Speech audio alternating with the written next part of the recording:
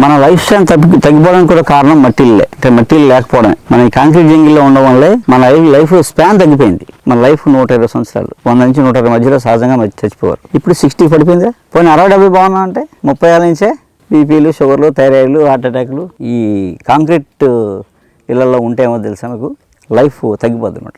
చాలా జబ్బులు వస్తాయి. బయట ఉండే సహజమైన గాలి, వెలుతురు, నీరు, ఏమి తేమ ఏమి ఉండవు. లోపలంతా వేరే అట్మాస్ఫియర్ క్రియేట్ అయిపోతుంది, వేరే వాతావరణం క్రియేట్ అయిపోతుంది.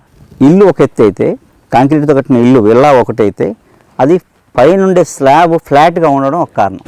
ఎంతమంది కాస్మిక్ ఎనర్జీ, ఇదంతా కాస్మిక్ ఎనర్జీ మంది. సో కాస్మిక్ ఎనర్జీ మనకు రోజు మనకు తగలవాలి. ఆ కాస్మిక్ ఎనర్జీ ఇలా ఉంటే రాదు, ఇలా ఉంటే ఆ కాస్మిక్ ఎనర్జీ ఫ్లో అవుతుంది.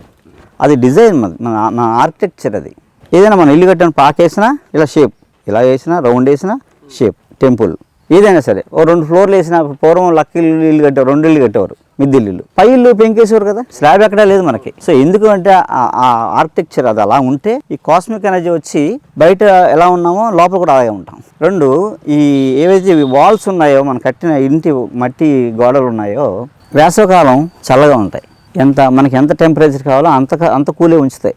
అలాగే శీతాకాలం వెచ్చగా ఉండాలి మనకి, అది ఎంత ఉండాలో అంతే ఉంటుంది. కానీ ఏసీలో ఎక్కువనే అయిపోతుంది, తక్కువనే అయిపోతుంది. అలాగే హీటర్ పెట్టుకుంటే అదో గోల. ఆ మట్టిలో ఏంటంటే ఆ కాస్మిక్ ఎనర్జీ ఉంటుంది. 2, ఆ గోడల నుంచి వచ్చే ఆ లోపల నుండి అట్మాస్ఫియర్ అంటే పంచభూతాల వల్ల మనకి ఏమేమి జరుగుతుందంటే బాడీలో వాత, పిత్త, కఫాలు ఏర్పడతాయి. ప్రతి ప్రాణిలో, జీవ నుంచి మనిషి వరకు వాత, పిత్త, కఫ అనేవి ఏర్పడతాయి.